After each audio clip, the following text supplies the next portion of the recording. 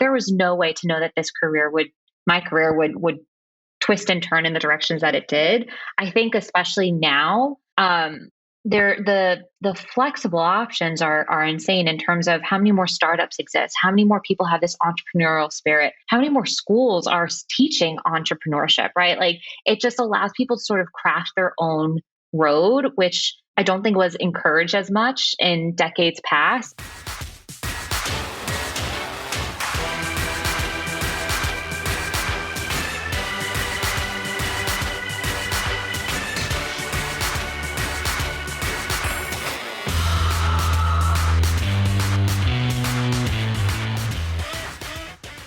Hey, everybody. Welcome back to the Rebase Show, the place for profession with purpose. And today we're going to have an amazing conversation with a director of the people and experience team over at VaynerMedia, and somebody who's been with the company and seen it grow from a couple dozen people into almost 1,000 employees. And we're going to dive into what it's like to grow a company that way, how you keep the heart and soul of an organization intact while experiencing massive growth over not a long real period of time.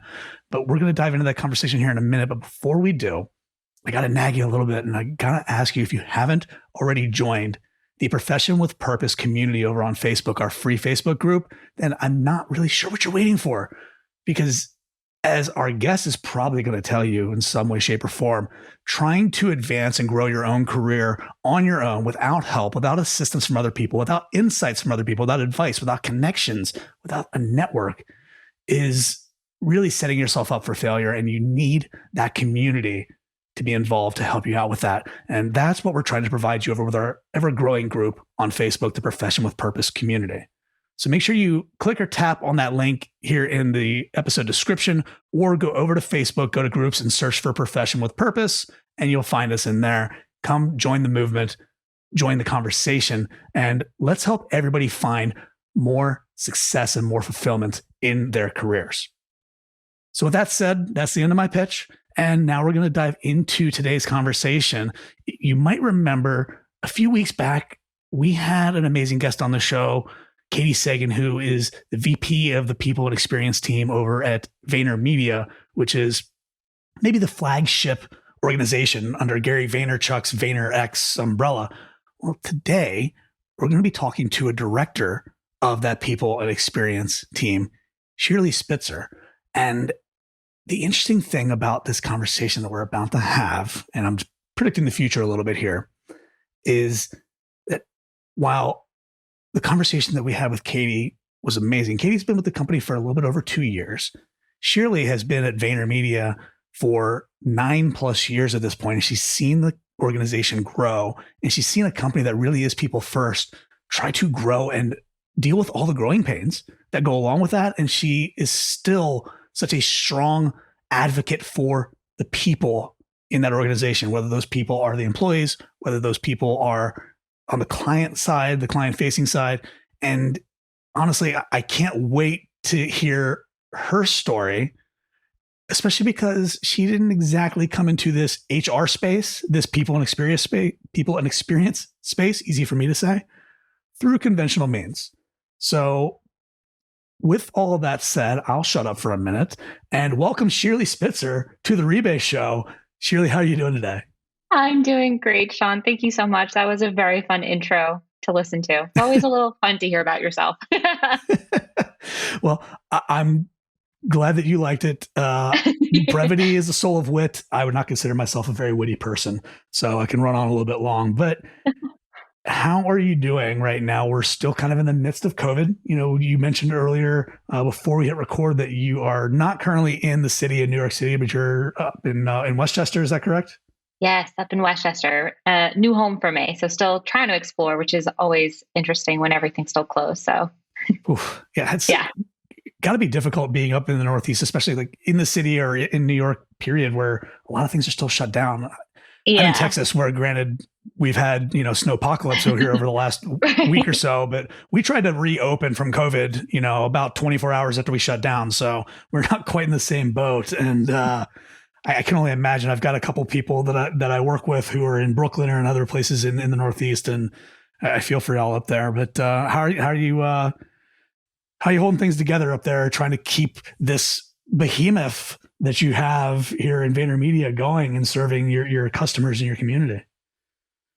It's such a relative question right now, right? Like, how is anyone actually doing in the middle of a global pandemic? But all things considered, doing well, right? And I think the way that that happens is by being kind, both to myself and to other people, right? We're all sort of aware that there's just a layer on top of everything we're doing, given just the state of the world and everything that we have been going through collectively. But all in all, doing well. So thank you. That's awesome. Yeah. I love how you mentioned that layer that's on top of everything that we're doing.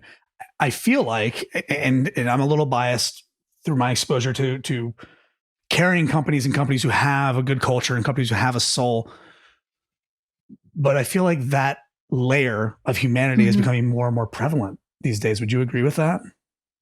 I would agree with it for the most part, and I think if anyone doesn't have it, they're losing, right? I sound like Gary now, but you have to have that understanding of what people are managing and dealing with, because it was a joke, right? These unprecedented times, like it became like a loose term at some point, but it really is unprecedented times. So whether it's a global pandemic or just understanding that people are going through personal things outside of the years 2020 and 2021.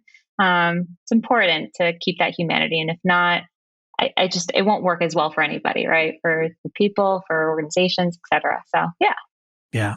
No, I couldn't agree more with that. I think the fact that we're all going through a shared experience right now is it's kind of a dark horse plus. I don't know, like a positive that's kind of helping us all to realize that we're all going through some shit right now. And there's your explicit mark for this episode, but like we're all kind of going through some shit, and it's okay to recognize that, because before the pandemic, if you're going through personal struggles or relationship struggles or family issues, or I'm going through family issues, or I'm having financial problems, like whatever, we don't share those openly with each other in the workplace a lot of times. And so now to have this shared experience, probably not the right term, but it helps us all to relate a little bit better with each other, doesn't it? Yeah, for sure. And I think even just it's refreshing to have a different sort of honesty with one another too, right? To your point, I mean, listen, the role that I sit in, I actually do hear a lot from people about how they actually are doing, which I'm very grateful for. But usually, right, if you're just like saying hi to someone in the hallways, you don't hear, I'm just okay. But now it's become commonplace of like, I'm doing okay. The kids were extra loud, or, the weather has kept me inside for 2 weeks straight because I have nowhere else to go. And it's just nice that everyone can be a little bit more honest, wearing slightly comfier clothes probably too. Like we're all just a little bit looser, I'm sure that the relaxed, attire standards have certainly helped a little bit. I saw, this is a total tangent, but I saw a video today, I think probably on Instagram, but it's probably stolen from TikTok, if I'm being honest, where someone said that leggings are no longer the comfy, like barometer. Like they have to be even looser than leggings. You need like straight up men's large pajama pants to feel comfortable at home now, because we're just so used to the elastic waistband. So I love that. I love it too. I remember way back when in March of 2020, when this all happened. I remember the first couple of weeks or first couple of months or whatnot. Like and I don't dress up for work. Like I'm dressed for work right now, but I wear clothes that fit nicely, and I'm wearing khaki shorts or golf pants or something like that. And I remember seeing things on social media where people are like, has anybody worn pants for like the last 2 weeks? And people are like, no. And I'm like, well, what do you get to do all day for work that you're just like not wearing pants? And what do you mean? Do you mean you're literally not wearing pants, or you're just wearing, baggy sleep pants or something like that? So it is certainly interesting to see how much more comfortable we can get talking to one another and just existing in the day-to-day workplace. That is for sure. Yeah, for sure. I like it. I like the humanizing aspect of it. I really do. I do too. I think it's, like you said, the companies that don't have it or aren't strong in that area, they are probably feeling a little bit of that pain, but it's also providing a great opportunity for those folks to try to get on board and try to learn that. And it's not an easy skill if you're not used to treating your employees like humans and your teammates like humans. It's not something you just do overnight, right? I mean, yeah, the definition of what flexible means has shifted over the last, I mean, at this point, a year, right? We're coming up almost on a year, which is insane. And I think affecting people in many different ways. But we thought we were a flexible organization and we learned how much more flexible we can be, whether that's with remote options, whether that's with working hours, whether that's with the fact that you have a child's face creeping in on the side of a Zoom call. Like that's just where we're at. So it's been a learning curve even for organizations or people teams like myself that thought, oh no, we're doing great. There's always more, right? And we've been exposed to what that looks like now. Yeah, I find some of the interesting conversations to be around making those decisions on we can be more flexible here or here or here. Yeah. What's the effort going to be to do that, right? Like, and making sure that you're not just saying, oh, we should be more flexible and just embracing every new little thing that comes in, but determining what changes can you make, what can you support, and what value does that provide to your employees and to the overall company. I think that's really interesting. Mm-hmm. I don't know. I think it's again unprecedented times. Unprecedented. I feel like I need a sweatshirt that says unprecedented times. And I don't mean to make light, right? Like I feel like we need humor to get through this, but it was such a devastating year that I think all at the point where we're just so fatigued by it. So yeah, I'm sort of trying to embrace that now. I'm with you. And I'm a huge lover of language and always have been, like choosing your words very wisely. And, you know, I feel like at the end of every year, there's always this, I can't wait to say goodbye to 2018. I can't wait to say goodbye to 2019. Can't wait for 2020 to be over. It's been the worst year ever, the worst, what have you. Yeah. I don't know if it was Tony Robbins or somebody who talked about 2020 being a very intense year. And I really liked that word choice because I know it was intentional. And there were a lot of awful things that happened in 2020. There were also a lot of positive things that maybe we don't necessarily recognize. You know, I think something that Gary said, actually, if the pandemic and the lockdown had happened like a month earlier, a month and a half earlier, Kobe Bryant would still be with us. Because he wouldn't have been getting on a helicopter to go take his daughter to, you know, this basketball tournament, which I don't mean to take this in a morbid direction, but you think about the traffic fatalities that have not happened. You think about a lot of the other things that did not happen because we had to shift and adjust our behavior. And it's really interesting to me. And I do think that putting things in perspective is incredibly important, but I think we've been on a bit of a tangent, a very, very valuable one, but very, very much a tangent. So you are a director of the people and experience team over at VaynerMedia, which, as I think I mentioned earlier, has around 900 employees. And that's not a massive business, but it's a pretty sizable business. It's above what we would normally categorize as small to medium business, which usually is the up to 500 employee range. Excuse me. But you started at VaynerMedia. You weren't employee number 900. You started there 9+ years ago. Tell us a little bit about, you know, getting your start at Vayner, what the company was like then, how many people there were. Like you came in, I think, in an internship role maybe. And tell us a little bit about that. Yeah. So I started, my actual title was associate community manager. So like a junior community manager, if you will. And I was looking for branding, marketing, advertising jobs. I was just trying to get my foot in a role in the door of any sort of space that touched ads. I was very into the flashy, shiny world of Madison Ave in my head. Very little that I knew at the time, right? Because your bachelor's, sorry to interrupt, but your bachelor's, which I think is a fascinating bachelor's degree, you had a BA in journalism and media studies, psychology, business, and technical writing. Yeah. Awesome. And so you were just looking to get into the ad space. You weren't thinking VaynerMedia, this is the spot. You were thinking advertising job.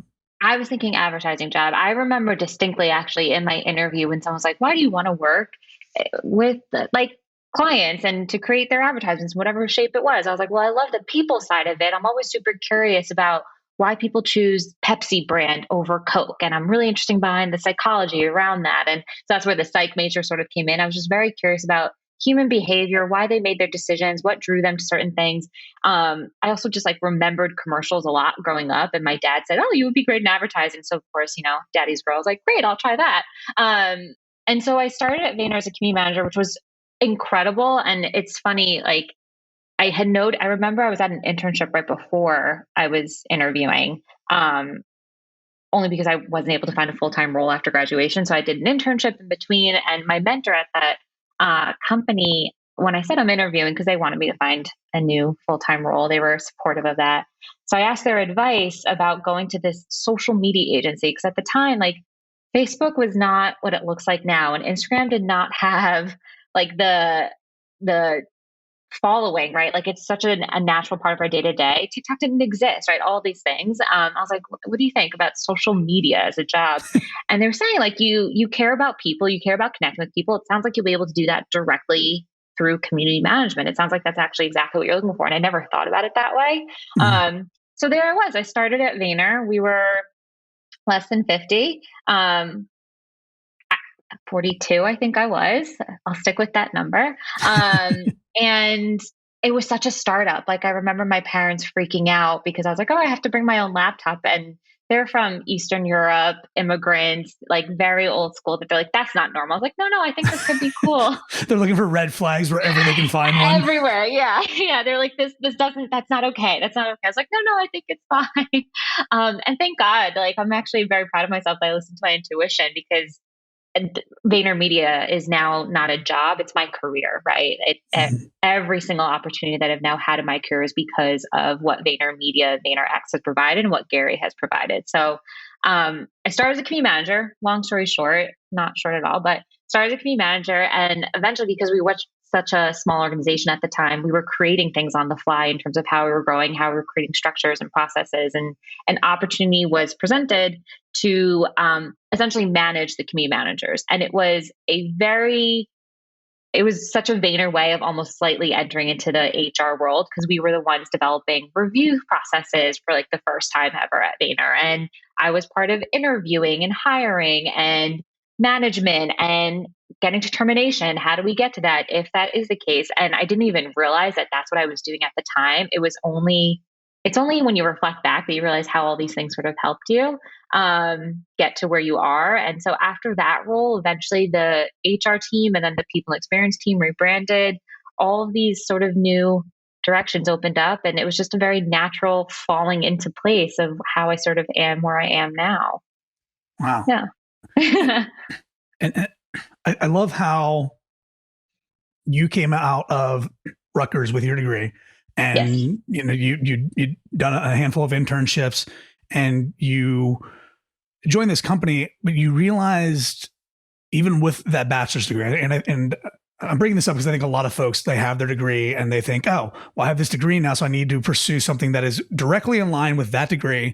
Yeah. And I am a communications major, so I have to be in communications or in PR or in this or this or this. But what you realized was that you enjoyed ads. You always remembered ads. You wanted to be in advertising and you wanted to be in media. But one of the reasons that you liked it, and this self-awareness piece, was Hmm. because you liked the people aspect of it, and you liked trying to understand and unravel like why somebody liked Pepsi over Coke. And that's Yeah. it's like a level of self-awareness that I think I feel like I try to coach in some people sometimes of like, why do you want to go work for a big company? Why do you want to quit your sales job and go back to school to learn how to code? Like why do you want to do these things? Not just because you think, well, getting a job at an ad agency is the way to go, or being a coder is going to make me more money, but like you really understood, at least to a degree, sounds like, why you I like those things. Yeah, I think it was I call it now like intuition. I don't think I appreciate now, right? It's easy to reflect back and say, oh, the self awareness that it took to understand it was people, but I never connected at the time. Oh, I need to work with people. I just knew, oh, I really think how the mind works is really interesting and how people connect with other people is interesting. So I think it's really about not getting overwhelmed so much about feeling like you need to have a ton of self awareness or know what you want to do, but really being trusting your gut, to put it simply, and trusting your intuition about what sort of draws you in different places and asking yourself the really simple questions of what is it that you love about something and not feeling like you need to solve everything right away, right? I fell into HR. So many people fall into human resources typically, right? It's not Right. as common to get a degree in human resources. And if you had asked me if what my career would look like, never in a million years would I have thought this. So I think it's really important to not like everyone goes through that same sort of experience, I think, right? Of what do I want to be when I grow up and not having an answer. And so I think sort of trusting that process a little bit more is really important. Also being aware that the amount of privilege that I had to be able to do that, right? Where I got my foot in the door and was able to sort of build my career at an organization that I loved and trusted, So Yeah. yeah. The one piece I want to dive into there of what you said was that there's so much there that we could unpack is not feeling like, actually, I'm going to take a step back and I'm going to declare that right now, you and I are going to completely dispel this myth of knowing what you want to be when you grow up. I'm here for it. Yeah. Perfect. I feel like it's a silly thing that maybe parents feel like they have to get their kids to answer the question, and maybe kids feel pressured like they have to have it figured out. And it's almost even ironic for me to even be saying this because I started writing code 27 years ago and have been a part of tech organizations since then. But even then, I didn't know that I would be where I am right now. Right. I didn't know 10 years ago I would be where I am right now, because you don't have to always have everything figured out. And you and I've talked previously around folks who are just getting started, folks who maybe want to make a shift or want to make a change, or they're just not quite where they want to be, but they feel like they have to have this death grip of control over where their career is going. And you're a prime example. And I was looking over your LinkedIn, going at Vayner just over 9 years. And I'm looking at my bullets here. There are 7 positions, 7 different titles in 9 years, starting as employee number 42. And now there's over 900 employees, where Shirlee was associate community manager, engagement manager, senior engagement manager, senior manager, people and experience, associate director of HR, director of people and experience. I'm sure there's at least 2 or 3 more titles that you could have by the end of the year. But that's not a conventional career path. And you, like you said, you never would have found yourself in HR if you had thought back to being when you were in school. Right. And you know what's the extra hilarious, but even more validating point? I think that 70% of those titles that you just listed off don't exist at VaynerMedia anymore either, right? And so it even validates further, there was no way to know that my career would twist and turn in the directions that it did. I think especially now, the flexible options are insane in terms of how many more startups exist, how many more people have this entrepreneurial spirit, how many more schools are teaching entrepreneurship, right? It just allows people to sort of craft their own road, which I don't think was encouraged as much in decades past. And so I think we're primed to be more comfortable with this unknown a little bit. But I'm even more of the mind, I think so many people admire Gary, and I understand why, right? He is such a vision and force in what he does. And I also think it's important for whoever's listening to know that you also don't have to have such a strong pull in the let's go whatever direction it means and total entrepreneurial spirit too to feel successful as well. I feel like people aren't comfortable finding their way in the middle somewhere, knowing that it'll eventually get you to where you need to be on top. You know what I mean? I do know what you mean. And I feel like that is, you basically just summed up the reason why I started this podcast back in 2017 is because not everybody is cut out to be an entrepreneur. Right. And to go through the hustle, so to speak, and to deal with all the stresses and all the rigor and all those things. Some people just, they don't want to start a business and they don't want to create something that didn't exist before. And that's okay. Yeah. That doesn't mean that the only other option is to follow a strict career path that is set out for you by other people. And I love that you brought up that the positions, many of them you had, no longer exist at Vayner. Yeah. One of the things I constantly am telling people in my hiring business, especially startups and small businesses that I work with, are your definition of a community manager is not the same as Dell's or Microsoft's or Facebook's or, what have you. It's just, those are just words you use to describe the role and describe the title of the role.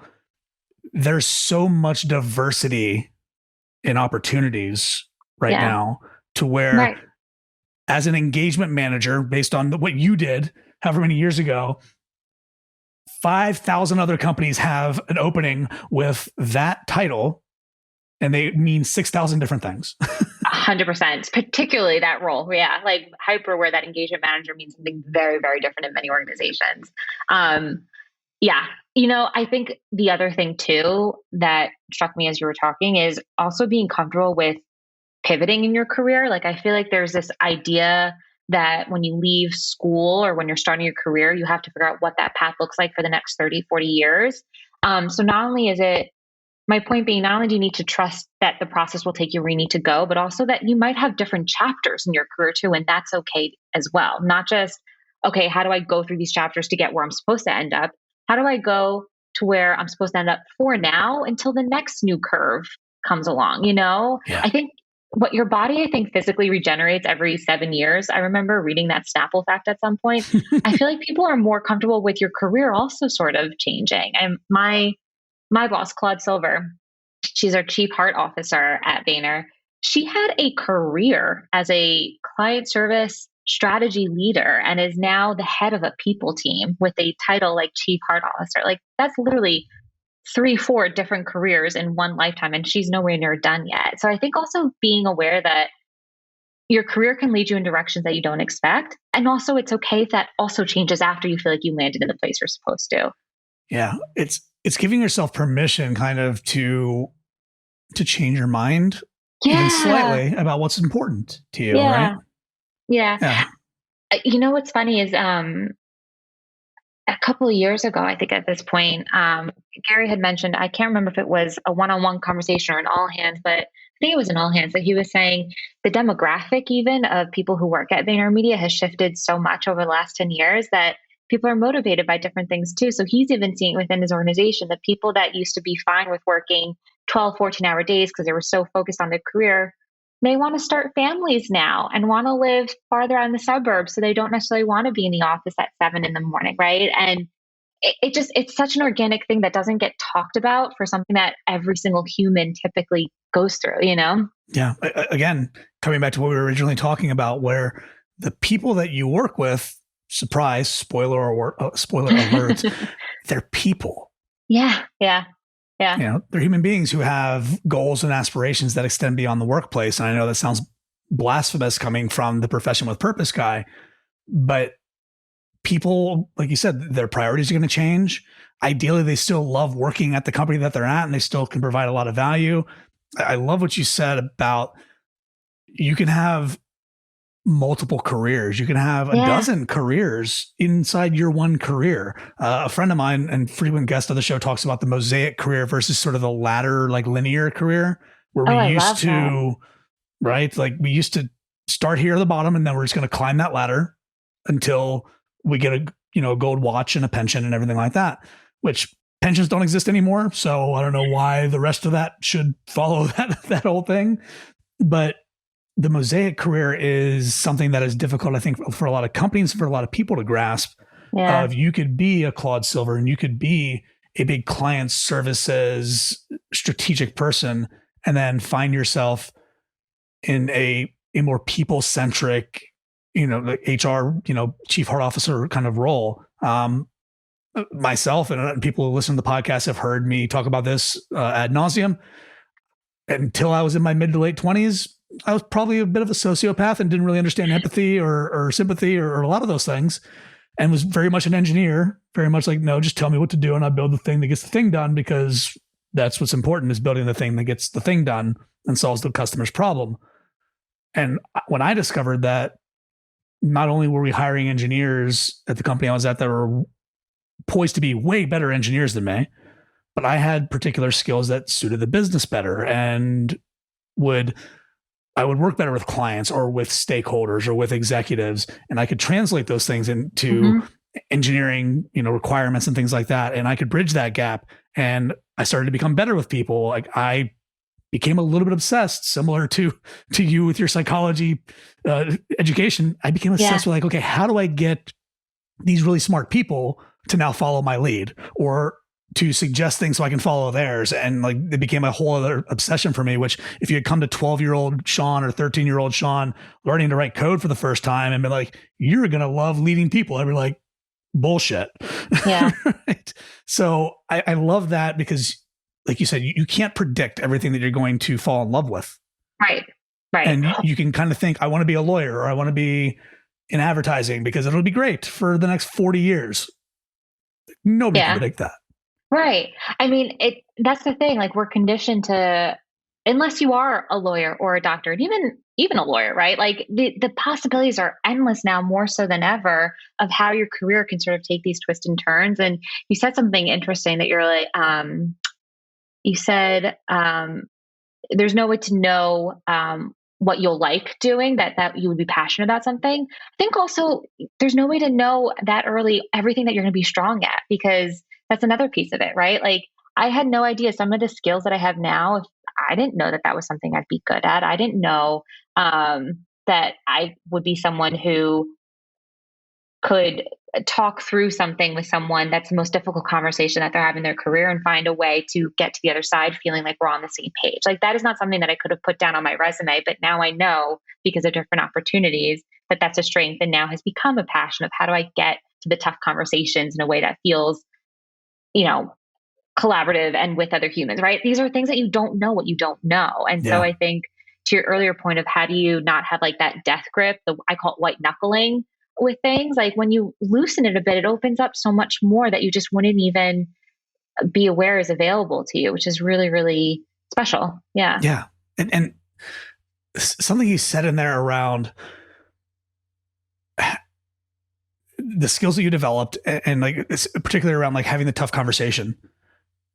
I feel like a lot of us do not view this is going to be a really difficult challenge that I may not be very good at first, but once I'm able to make that impact on other people's lives, that's a skill that I'm going to, shout from the mountaintops. Like, now I can help people through the toughest conversations in their careers. Yeah. You don't take toughest conversations in people's careers 201 in college. And like, that's the thing that you do. Like, you discover through doing, and this has been a theme in recent conversations I've had on the podcast, of instead of assuming you know everything that you're going to like, trying things and doing things helps you to uncover those transferable skills, those intangible strengths, those things that you're like, you know what? I kind of sucked at that first challenging conversation, but I wasn't too bad at it. And I think I could get better. Yeah. And that's really, really powerful. And we started talking about helping people loosen the death grip on their career path. And then we went tangent again. What have you seen, experienced, helped other people with that you think is the most valuable advice you could give to somebody who feels like, no, I've got to get from here to here, and this is the direction I got to go. And maybe it's what their parents told them to do, or maybe it's what a boss or a mentor told them to do, but they need to just, and again, this may sound blasphemous coming from me, they need to just chill out and like loosen their grip on the reins a little bit. What are the things you've seen and learned in that area? I hope this doesn't sound too cliche, but I think one of the most important things is to trust the process and enjoy the process. Really appreciate where you're at currently and what you can get from the experience that you're currently in. So what I mean by that is we are so fixated on the next thing, especially the people that I work with, especially the types of people that we hire, right? We're all ambitious. We want to know, how do I grow my title? How do I grow my salary? How do I become the most important, smartest person in the room? And I think it's so, and we're trained for that, right? We go from first grade to second grade to third grade. Like, that's what we know for the first half of our, less than half, but our lives, right? And I think becoming more comfortable and appreciating where you're at currently is so important. Of what are the lessons that you're learning? What are the challenges that you're getting in your current role? What are the ways that you can prove yourself in your current role? Like, I think about my career too, of what would I have done differently? And like, if I had just known what I had in front of me rather than focusing on this next shiny thing, like, I wonder what an impact that would have made. So that's something I think is really important, while also, of course, it's balance, right? It's okay to want to be ambitious. It's okay to want to grow. It's important to advocate for yourself. I think finding people that you trust. I think we have this fixation on mentors, which I think are so important, but that's a really heavy task to put on someone. So, and a really heavy task to take on as individuals. So I think even if you have a network of people that you can rely on, that you can speak with, that you can trust, that you can grow from, multiple networks, I think not putting all your eggs in one basket is really important. I'm trying to think what other advice. Yeah. So I want to go back a little bit because you mentioned, and I'm not taking active notes here, but you talked about enjoying the process, which yeah, definitely guilty of not being able to do that super well, getting better at it all the time. Again, software engineer, achiever, like give me the feedback loop. I want the next thing and the next thing, and the next thing. Yeah. But you talked about a couple things there. You said to be able to recognize the challenges you faced, the problems you've overcome, I think, the achievements and accomplishments that you've had. Mm-hmm. What's a way that people could maybe codify this in their lives and in their careers to where it's not just like a fleeting thought of, yeah, I should probably do that, right? Because as you were saying it, I was thinking I should probably do that, knowing that I will probably never do that unless I like set aside the time to actively acknowledge the things that, again, the obstacles I've overcome, the challenges I've solved, the impact I've created for other people. And I'm bringing all this up for a very specific reason because in my amateur career coaching career, where, I try to talk friends through getting their next role or making their next career jump. I feel like people aren't great at selling themselves. They're not great at representing the actual value that they provide. And some of those things that you mentioned, that's it. Like, that's all I care about on a resume as a hiring manager is tell me about problems you solved for other people. Tell me about challenges you overcame, things like that. So what are some things you've seen that have worked, or what would you recommend to people who they might have heard that and thought, yeah, I should probably take stock of the value that I provide? Like, well, how can people do that more easily? I think it's almost a muscle that you have to build, just like you would exercise and build any other kind of muscle, right? So I think you can't come up on the moment that you're about to have your annual review and think, okay, what were the things that I've done? I think day to day, it's really important to, even if it's week to week, setting aside a half an hour of what did I accomplish this week and coming at it from both a task perspective, but also I think, what are the moments that you've maybe impacted people around you? What are the moments that you're most proud of? I think oftentimes we don't think about those things, and how much more successful would we all be if we can just build on the things that made us feel our best and we keep leaning into those strengths. And then I think being honest about what were the things that I could have done better. I think that sort of builds that self-awareness muscle as well. When you're really honest with yourself, and because it's just with yourself, you almost feel safer of, okay, this process went this way. And I'm guilty of, I think, over critiquing myself. And I'm very lucky. I'm working with a professional coach who said something, when you're so focused on critiquing, it prevents you from taking accountability. And I thought, what an interesting thought, when you're so focused on what did I do wrong, rather than, okay, how can I just move forward and fix this? And I think that's a really important moment too, for whoever that may resonate with, who's listening, of it's okay to acknowledge, here's what didn't go great, but here's what I learned. And I think so often in my world, and people that I work with,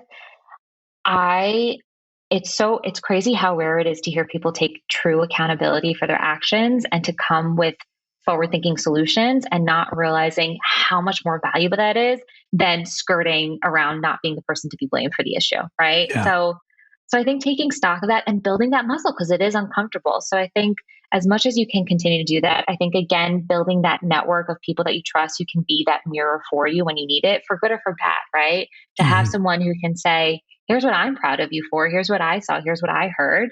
And also say, here's what I think could have been done differently. And really reframing how you're thinking about success and failure is not that black and white. And that's something that I think we're all really guilty of en masse. At least what I'm seeing is, it's either this went well or this didn't go well. And it's not that clear, right? It's what kind of gifts can you take away from those moments? Where can you sort of live in the gray a little bit? We talk a lot about it at VaynerMedia. Gary says it a lot, of being comfortable in the gray. And I think those sort of things are important, to be comfortable in the gray. It's not success, failure. It's not pass, fail. You don't graduate to the next level. It's the experience in between that you really get the most from. Yeah, I completely agree. And I, especially at the pace at which business moves these days, that one of the things that I see that I always kind of chuckle at, and again, maybe this is partly because of my engineering background, when somebody says, oh, we tried that before and it didn't work. And I'm like, well, did it not work because it was just a terrible idea and like black and white, it just will never work again? Or did it not work because of any of 1,000 other reasons? The timing wasn't right. I worked for a company that built a tiny little Uber-like app back in like 2001 or 2. It was not the right time, right? Like, it doesn't mean that it was a bad idea. It just means it was not the right time. So I think that, like you said, not having things be so black and white on either it worked or it didn't work, and it was your fault or it wasn't your fault. Like that, all that does is breaks people down more than it actually like gives them a good perspective. And I also love what you said about having self-compassion, something that has been a personal goal of mine over the past few years, of not critiquing myself to beat myself up, but to have a more productive exercise. Yeah. So to feel more accountable, to feel like we're talking now about kind candor at Vayner. How can you give someone the truth in a way that feels kind, though, still, right? We're not about to berate someone, but it's the kind thing to do, to be honest and to give honest feedback. And I think it's so important to apply that to yourself. How can you be kind to yourself and acknowledge, here's where I could have done something differently, but also take accountability? It's so important. Yeah. Yeah. Well, I love that kind self candor. Yeah. That could be a real challenge, I bet, for a lot of people. And kind candor in general can be a real challenge for a lot of people, but communication's hard. Like, let's be honest. It is. And that's why every time I see like a job ad and it says, you need to have good communication skills, I'm like, you don't know what you mean. It's true. Oh, and the one other thing that I would add in terms of just like appreciating the gray, I think that's just another way of also measuring what success looks like and thinking about success in a different way. I think that it's important to understand what motivates you, but also appreciating the other things that sort of have helped you grow. And I've had moments in my career where I feel like I haven't grown. And it wasn't until I really did that intrinsic process where I'm like, oh, wow, the way that I approached this thing this year versus last year is totally different. And recognizing that growth, like we're so used to those markers and those are important, but it's not the only thing, Yeah. It's right now, like the thing that you're bringing to mind is journaling, essentially, which is one of those like week to week of like, how did I do this week? How did I feel like I did this week? And being able to actually look back and reflect and say, I had a tough conversation with a colleague a year ago. I would have fumbled the crap out of that. This time I was more confident and it still didn't go super great, but at least I feel like I was kinder or I was more honest or like that to me is, again, as the engineer, that to me is a great way to enjoy the process, is to enjoy the progress. Yeah. Maybe we have our episode title right there. I don't really know, but oh boy, appreciating the progress that you've made. And it's not always linear, but I was a little bit better at handling this situation now than I was handling a similar situation 6 months ago, a year ago, what have you. So I don't want to let you off the hook. We're running low on time here. I don't want to let you off the hook before I ask you some questions around being at a company like Vayner, where now around 900 person agency, you've got a chief heart officer who's about as much of a celebrity as Gary is, or about as close as somebody could be. You've got this great culture, this storied culture, but you started out there as employee roughly number 42. How, maybe this isn't the right question. How do you go from 42 to 900 and not lose the soul and the heart of a company? Because I've seen companies go from much smaller gaps, right? I joined companies where I was employee number 50 and they grew up to 250 and I felt like the company lost its essence. Yeah. Right? So how do you not lose that soul? And you can't just say it's Gary. It's not just Gary. It is Gary, though, making it super clear that this is a priority, right? Like, I think you're only as good as the support your leadership gives you, right? Like, you have to have that backing. And yet Gary also made sure to build a leadership team and to build a team below that leadership team that also prioritizes culture and empathy and process, not just the outcome, right? And so it is incredibly important to make that a priority, because if it's not, it slips by so quickly and so easily.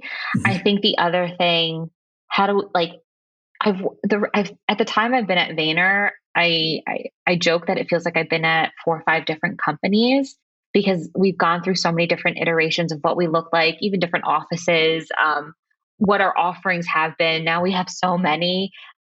but the soul is the same. It just also looks a little bit different between those companies, right? And so, I had some recently an exit interview with someone saying like, oh, the culture feels different and that like we don't have the all hands that we used to, or it's just like 100 people on the floor. No, it's not that necessarily, but the dynamic that we have in our teams, like our core teams day to day, that's where you still feel that same sort of essence and that same spirit. And when we do get on all hands, you do see how people speak with each other. And maybe I have the luxury of being in a role where I get more input en masse because of the team that I'm on. But every single new hire that I meet and every single exit interview without fail, every single person mentions how incredible the people are. And that's the core of it. Like we purposely make sure that we're bringing on people who also have it a priority to make sure that they not only want to work at VaynerMedia, but they want to work with the people at VaynerMedia. And so it has to remain a priority. We focus so much on hiring for culture add. It used to be culture fit, but we've learned. So I think like, evolving like and understanding that you have to evolve and you have to be flexible and you have to shift, but we're looking not to hire a bajillion Garys, not to hire a bajillion Claudes. That sounds like terrifying. Could you imagine, right? Like that level of energy. But really to find people who just want to be part of something special and who want to make their own impact and imprint. And the laws of attraction, right? That attracts people who are also looking for the same thing. So I think being aware that it looks a little different, but it has to be a priority. At one point, Gary said everyone's title is their title, comma, HR. Everyone has to focus on it to make it something that actually sticks. Yeah. Yeah. Which to that end, really quickly, that's why if I can give any advice, if you're looking for your next career move or you're starting a career, make your top 3-5 wish list. And if culture is at the top of it, make sure you go to those organizations that speak to those values, right? Like you have to seek that out. Yeah. And I may piggyback on that a little bit, so feel free to disagree with me here. Whenever you say if culture is important, you have to know what that means to you. Yes. Like what good culture means, because I work with a lot of startups. Ping pong tables aren't culture. Yep. Foosball is not culture. Yep. Free lunch is not culture. These things are perks. Culture is values exhibited through actions. Yeah. And I was reeling a little bit for anybody watching this, like laughing because you mentioned culture add, and not 6 months ago, probably on the podcast, I released an episode about why culture fit is a myth. And it was after watching Brene Brown, who was brilliant, and she's talking about fitting in versus belonging. And really culture is all about belonging in an organization because you share values, not because you're like one another. Yep. And that's fantastic. So I know we're running up on time here a little bit. So I want to hear just a little bit about, as you're growing an organization and you're trying to keep this culture intact, and you want to be that person who's there for 9 years. You're moving around different positions, but you want to be a champion of culture. Maybe you're speaking right now to somebody who is at a smaller organization and they really believe in the organization, but maybe they're not at the top of the food chain, but they want to shepherd good culture through the organization as it grows because they want it to succeed, because they contribute to it succeeding. Excuse me. What can they do, or what should they focus on? And I know this is a bit of a tricky question, but if a company's going to grow from 100 people to 200 to 300 or 400, and you're one of those boots on the ground people, how do you make sure that it's still a place you want to work at? How do you contribute to that, even though you can't necessarily control it because you're not in charge? I think that it's so easy to say I can't control it because I'm not in charge, but we all have so much more power than we give ourselves credit for. You do impact the people that work around you. You do impact the teams that you're on. You can make suggestions. I think it's easy to say, oh, I have no control because I'm not a leader. But I think that people would surprise themselves if they actually did say, hey, I really want to propose. We've been, remote for X amount of months. I think it'd be really important to do a trivia once a month just to get the teams together. And you know what? I'll organize it. So not only making the ideas, but actually taking the action, because that's where people get stuck.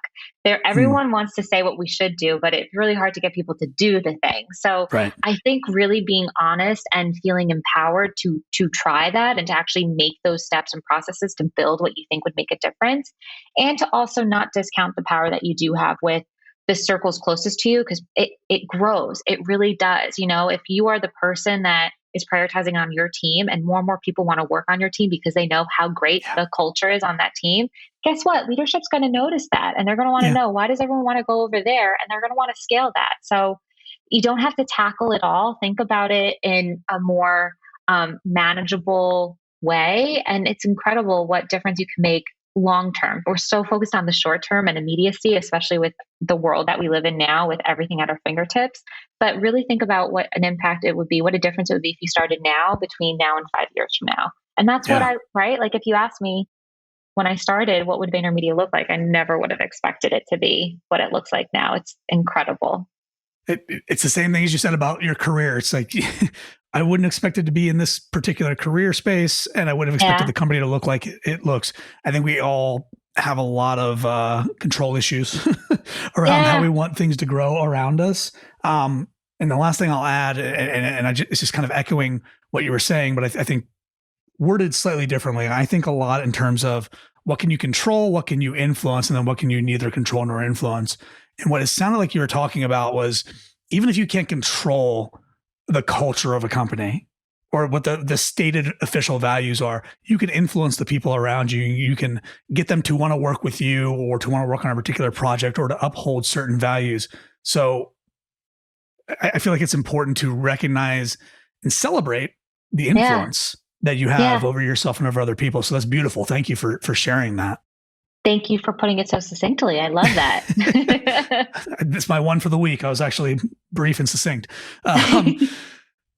With a couple minutes that we have left, I want to give you the opportunity as one of the ambassadors for a great culture at a great company that you've seen grow from 40, 50 people to almost 20 times that, right? What would you recommend to somebody out there right now they're stuck in their career? They're not really sure what next step they should take. They thought they should go a certain way and that they were going down a path, but now that path doesn't seem as viable. What recommendation would you give to that person? And we'll close out the show with that. I would say try to reverse engineer it. If you've gone about it in one direction, try to think about it from a different direction. So if you're thinking about things more around what's the next thing I want to do, try to think about it. What are in my next role? What are the things that are important to me? What are the things that will drive me? What are the things that will get me waking up in the morning? And it might unlock different ways of thinking about your next step that could really help make an impact. I just had a friend who, totally different organization, that she got rejected from an internal position. And it's forcing her, we've had like a nice conversation, it's forcing her to think about, okay, maybe I need different things. And this is the moment to really think about it from a different direction and unlock those new opportunities and being open to those. So I would say do that. And the second thing I would say is, I know everyone says networking, but don't think about networking from a perspective of only who can get me my next job, but who can teach me something. I think that will unlock something incredibly important for a lot of people. Just who can I learn from? Because that might guide you in a totally different direction too. I love that. Yeah. I love all of that so much. It's funny when you talk about being open to opportunities. I'm currently in an engineering executive position, and I've told a few people this, that I stumbled upon because the recruiter is a friend of mine and I was trying to help her fill the position. I was sending her candidates and saying, try this person, try this person, try this person. None of them worked out. And she's like, do you know anybody else? And I'm like, well, I know me and I'm the best person for this role. And she said, well, are you interested? And I said, yes, I do like paying bills. So being open to opportunities wherever they may come from, I think that goes along with this whole theme of loosening that death grip, that white knuckling. So awesome. Thank you so much, Shirlee, for joining us today. I know that this conversation could have gone any number of directions, but I think that you really provided so much value to our audience of people who just want a little bit more. And sometimes it's a lot more. Sometimes it's just a little bit more meaning out of their career. So thank you so much for that. And I'm sure that this is going to lead to a part 2 because there's a million things we could talk about until you're probably sick of hearing from me. So no, I'm so open to it. Thank you so much for the time. And for what it's worth, my email and inbox is open if anybody wants to actually take me up on that offer, just to talk with someone. Sometimes a different perspective can make the biggest difference. So happy to help however I can. That's so kind and such a generous offer, especially coming from somebody who I'm sure has a rather full email inbox. And we'll make sure to include Shirlee's contact information here in the, I'm getting a call. I told you I had a hard stop. There you go. That's we will so make good, sure baby. Speak with to include Shirlee's contact information in the show notes and the show description. And until next time, this is Sean rushing out the door for Rebase, the show that's all about profession with purpose. Cheers. Hey, it's Sean again. I know you thought that was the end of the episode, but just when you thought you were out, we pulled you back in. Just for a minute though, with a few final reminders as we wrap up our time today. First, if you haven't already subscribed, what are you waiting for?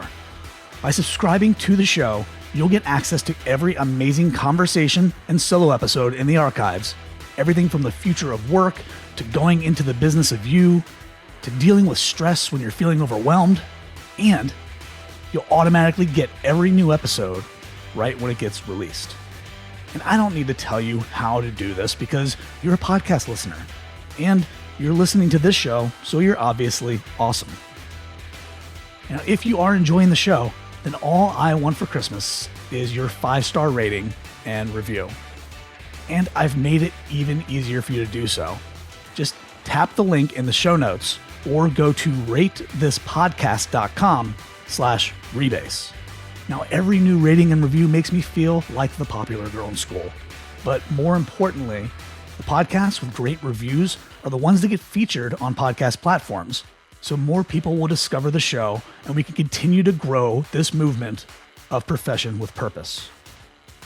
And last but not least, if you enjoyed this episode, and if you're not driving right now or flying a helicopter or performing life or death surgery, then please screenshot the episode and tag me on Instagram at Rebase HQ. Doing just one of these things will absolutely make my day. If you do all three, well, let's just say I'll owe you a huge hug and a high five the next time I see you. I sincerely appreciate each and every one of you who's tuning into the show every week and who's joined the Profession with Purpose movement. Thank you so much for listening, and I'll see you next time.